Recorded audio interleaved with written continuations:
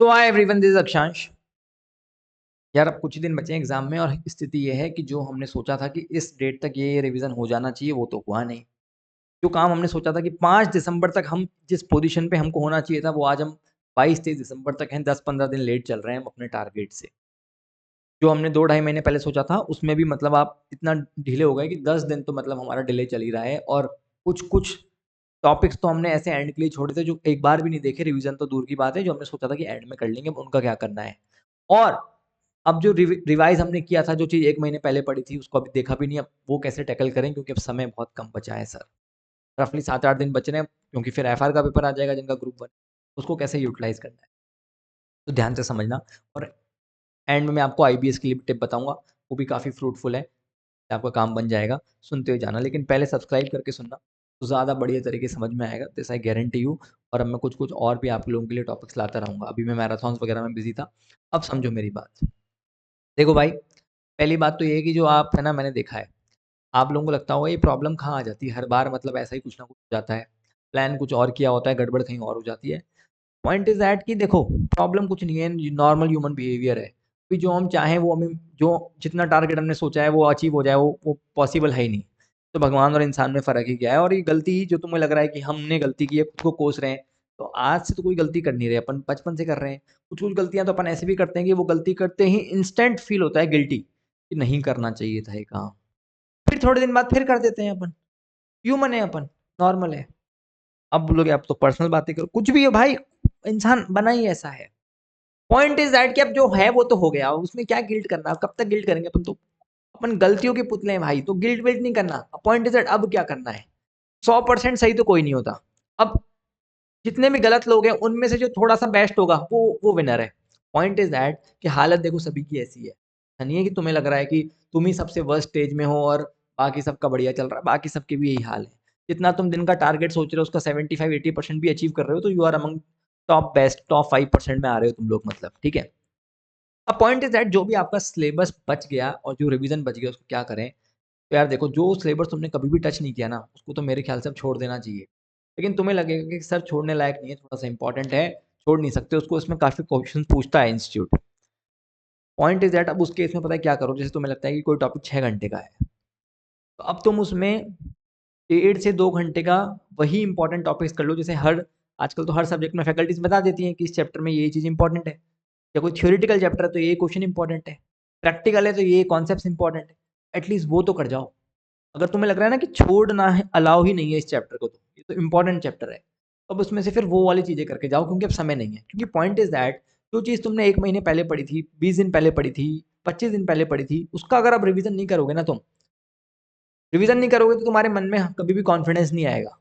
फिर तुम्हें हमेशा से वो गलत लगेगा कि यार इस चैप्टर में परफेक्ट नहीं हूँ, भले ही वो तुम्हें आता भी होगा ना अच्छे से, तो भी मन में वो कॉन्फिडेंस नहीं आएगा। जैसे एग्जाम से एक दिन पहले किसी चैप्टर का रिवीजन नहीं हो तो एग्जाम में कॉन्फिडेंस नहीं आता। तो पॉइंट इज दैट जिस चीज़ को तुम पहले से टाइम डिवोट कर चुके, और अगर अब वो रिवाइज नहीं हो तो उसके साथ नाइंसाफी होगी फिर। तो जो चीज़ तुमने पहले से टाइम डिवोट कर दी, जिसमें तुमने अपना समय दिया था, वो तो करनी ही करनी है। तो नई चीज़ पे अभी ऐसे दिमाग मत लगाओ। नई चीज़ के केस में क्या करो, अगर तुम्हें लगता है बहुत ही इंपॉर्टेंट है तो उसमें से बहुत सेलेक्टिव पार्ट करके चले जाओ, ठीक है। सवाल ये आता है कि व्हाट अबाउट आरटीपी एमटीपी। हमने सोचा था कि आरटीपी एमटी केस में क्या करेंगे, तो एमटीपी करने की जरूरत नहीं है, इंस्टीट्यूट की एमटीपी कुछ खास होती नहीं है, ठीक है। वही सेम क्वेश्चंस होते हैं एमटीपी में, एमटीपी में इंस्टीट्यूट दिमाग नहीं लगाता। व्हाट अबाउट आरटीपी, तो आरटीपी के केस में भी है ना, एक बार देख लो, क्योंकि आरटीपी में भी सिर्फ 20% क्वेश्चन ही होते हैं जो अच्छे होते हैं। और या किसी पर्टिकुलर सब्जेक्ट की आरटीपी आपको लग रहा है कि इस बार थोड़ी अच्छी आई है, उसको फटाफट देख लो, या किसी भी फैकल्टी का कोई वीडियो उठा के और उसको फटाफट फटाफट स्पीड में देख के निकाल लो आरटीपी, क्योंकि आरटीपी छोड़नी नहीं चाहिए। एमसीक्यू बुकलेट भी करना इंपॉर्टेंट होता है देखो हर सब्जेक्ट में। अब आप बोलोगे कि एमसीक्यू बुकलेट भी नहीं करी, अब क्या करें। तो जैसे क्या करेंगे, जैसे आईटीटी के अंदर मैं आपको सेलेक्टिव 5-7 केस स्टडीज बता दूंगा कि ये करके चले जाना। जितनी भी केस स्टडीज है, वैसे मेरा केस स्टडीज का पूरे वीडियो यूट्यूब पे है। सिमिलरली हर सब्जेक्ट के अंदर आप है ना, अगर आपको फैकल्टी आपकी बता दे कि भाई ये केस स्टडी तो देख ही लो, तो वो कर जाओ। अगर नहीं पता चले तो रैंडम बेसिस पे 5-7 केस स्टडी के वीडियोस वगैरह देख के करना। केस स्टडी खुद से करने बैठोगे तो कॉन्फिडेंस के मतलब दिक्कत हो जाएगी कॉन्फिडेंस में, है ना। तो आप खुद से नहीं करना केस स्टडी, मेरे साथ ही कर लो। जैसे आईडीटी है तो केस स्टडी अच्छी है, डीटी है केस स्टडी डिफिकल्ट है, आसान केस स्टडी नहीं है। तो केस स्टडी अगर बच्चा खुद से करता है तो कॉन्फिडेंस लूज होता है बच्चे का। तो केस स्टडी को रैंडम, जैसे मैं तो आईडीटी में बता दूंगा, बाकी सब्जेक्ट में रैंडम कोई भी केस स्टडीज उठाओ, क्योंकि एक बार 5-7 क्वेश्चन जब तक करोगे नहीं ना, तो एग्जाम में फिर एमसीक्यूज होंगे नहीं, और MCQs play a major role. 30 mark के एमसीक्यूज आते हैं भाई, तो ये आपको देखना रहेगा, ठीक है। अब देखो पॉइंट इज दैट, आपको लगेगा कि सर ये काम 7-8 दिन में तो नहीं हो सकता, ठीक है, कम से कम 15 दिन होते तो हो जाएगा। देखो 15 दिन होते तो हो जाता ना, तो मान के चलो भाई 15 दिन है, भाई किसी के 8 दिन किसी के 15 दिन बराबर किए जा सकते हैं, एफिशिएंसी का ही तो फर्क है। पॉइंट इज दैट, जो जितना भी गेम है ना भाई, वो आखिरी ओवर्स का ही है। जो आखिरी में खेल गया वही तो प्लेयर है, सारा गेम ही आखिरी का है। जिसने आखिरी में अपने दिमाग से जीत गया ना भाई।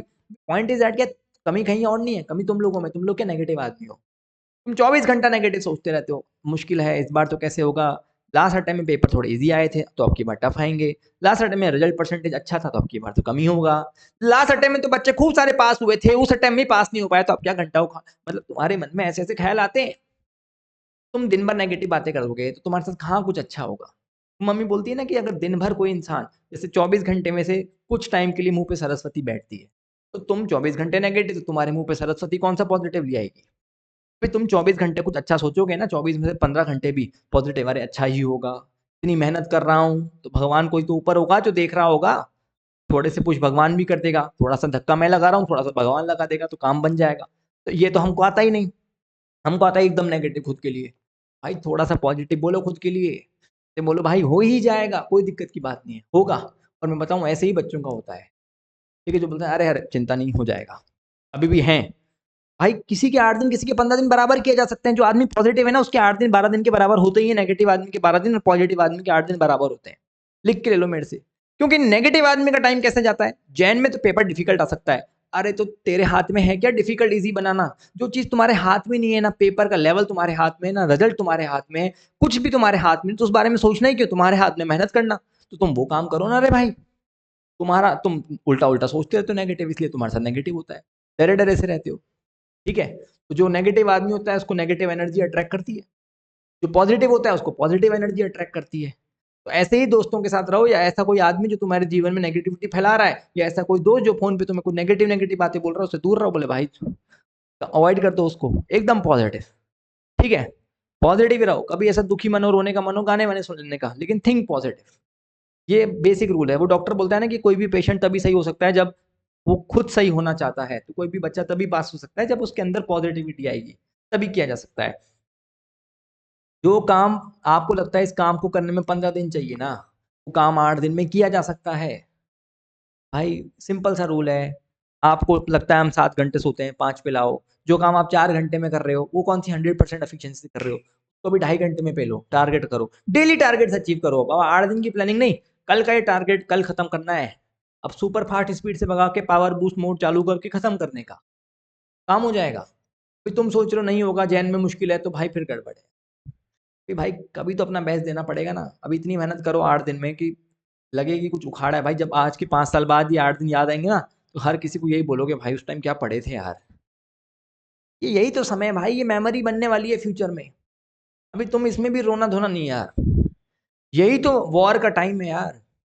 अभी वॉर में ये थोड़ी होता है कि हर शॉट ही बेस्ट जाएगा। अभी सपोज करो तुम्हें एक ओवर में 20 रन बनाने, 15 रन बनाने, थोड़ी अब हर बॉल ही परफेक्ट जाएगी। तो हो सकता है कुछ दिन तुम्हारे बेकार भी गए हो, कुछ मूवमेंट्स तुम्हारे बेकार चले गए कुछ टाइम, कोई बात नहीं, ओवरऑल थोड़ा बेस्ट होना चाहिए, ठीक है। हर हर टाइम परफेक्शन एक्सपेक्ट ही नहीं कर रहा है इंस्टीट्यूट हमसे, ना कोई कोई एक्सपेक्ट कर रहा।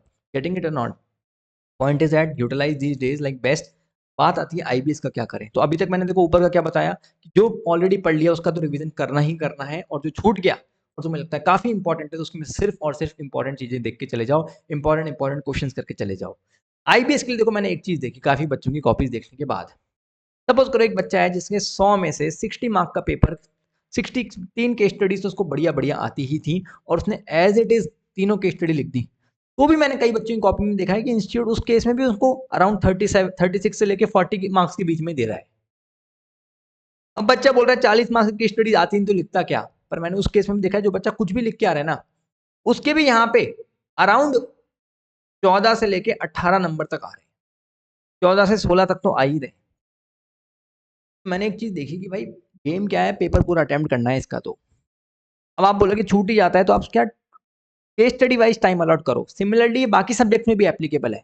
आपका पेपर 3 घंटे में तभी हो पाएगा जब आप क्वेश्चन वाइज टाइम अलॉट करोगे ना, कि फर्स्ट क्वेश्चन है इसको 30 मिनट देने, तो सामने 30 मिनट लगा दिए। इस क्वेश्चन को 20 मिनट ही देना है तो 20 मिनट सामने लगा दिया, अब उससे ऊपर नहीं होना चाहिए। 2-5% ऊपर नीचे चलता है, लेकिन इससे ज्यादा ऊपर नीचे नहीं होना चाहिए।